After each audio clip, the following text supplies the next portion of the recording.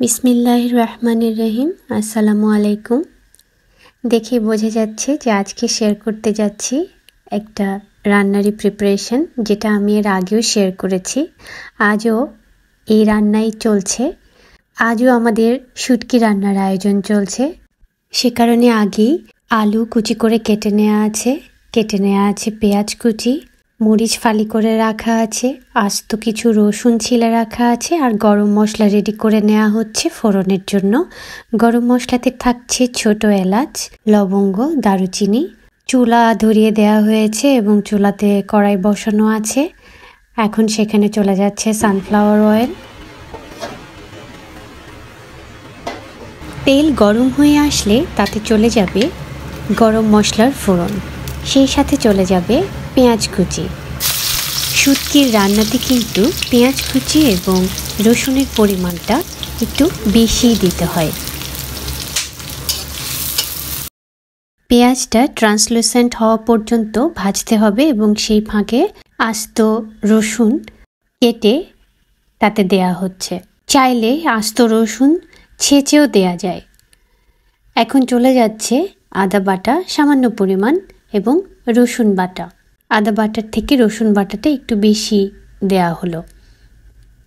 এবারে চলে যাচ্ছে স্বাদবর্ধক হিসেবে কাঁচামরিচ ফালি। এরপরে গুঁড়ো মশলা দেবার পালা। একে একে তাতে চলে যাচ্ছে হলুদের গুঁড়া, পরিমাণ মতো লাল মরিচের গুঁড়া। যেহেতু কাঁচামরিচ ইউজ করা হয়েছে, সেরকম আন্দাজ অনুযায়ী লাল মরিচের গুঁড়োটা ব্যবহার করা হলো। এরপরে চলে যাবে ধনিয়ার গুঁড়া, চলে যাচ্ছে জিরার গুঁড়া। এবারে পানি দিয়ে মশলাটাকে খুব ভালোভাবে কষিয়ে নিতে হবে। মশলা যত ভালো কষানো হবে, খাবারের স্বাদ ঠিক ততটাই বেড়ে যাবে। মশলা কষাতে কষাতে আর একটু আস্তা রসুন তাতে কেটে দেয়া হচ্ছে।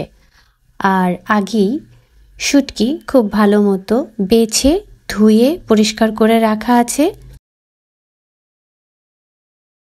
এদিকে ৩-৪ বার পানি দিয়ে দিয়ে মশলাটাকে খুব ভালো মতো কষিয়ে নেওয়া হয়েছে, প্রায় ১০ থেকে ১২ মিনিট পর্যন্ত। মশলা কষানোর এই ফাঁকে চলে গেল তেজপাতা দিয়ে আরও কিছুক্ষণ মশলাটাকে খুব ভালো মতো কষিয়ে নিয়ে এতে ঢেলে দেওয়া হয়েছে শুটকি, এবং শুটকি খুব ভালো মতো এই মশলার সাথে কষিয়ে নিতে হবে।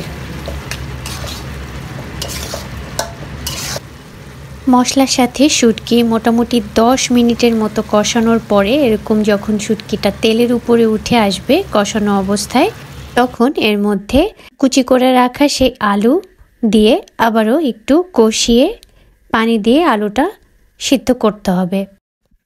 এই পর্যায়ে আলুর আন্দাজ মতো লবণ দিয়ে দেয়া হচ্ছে।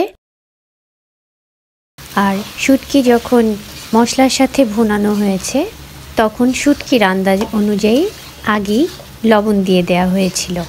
আলু দিয়ে মোটামুটি ১০ মিনিট মতো কষিয়ে তারপর এতে পানি দিয়ে দেয়া হচ্ছে আলুর পরিমাণ অনুযায়ী, যাতে আলুটা সিদ্ধ হয়ে যায়। ঢাকনা দিয়ে ঢেকে চুলোর আঁচ মিডিয়াম হাই ফ্লেমে রেখে ১০ মিনিটের মতো রান্না করতে হবে। এবারে ঢাকনা খুলে একটু নেড়ে চেড়ে দেবার পালা এবং সেই সাথে দেখে নিতে হবে আলুটা সিদ্ধ হয়েছে কিনা। আলু যথেষ্ট পরিমাণ সিদ্ধ হয়ে গেছে। এবারে কতটুকু কনসিস্টেন্সি খেতে চাই আমরা, ঝোল কতটুকু রাখতে চাই, সেই পরিমাণ মতো পানি দিয়ে বাসায় তৈরি একটা গুঁড়া মশলা তাতে দিয়ে ঢাকনা দিয়ে ঢেকে আর মিনিট ৫ চুলোর আঁচ মিডিয়াম লোতে রেখে রান্না করে চুলোর আঁচ বন্ধ করে দেয়া হয়েছে। তৈরি হয়ে গেল মজাদার ছুরি শুটকি ভুনা। এতক্ষণ সময় নিয়ে যারা ভিডিওটি দেখছিলেন তাদের সকলের প্রতি কৃতজ্ঞতা রইল। সবাই অনেক ভালো থাকবেন, শুভকামনা।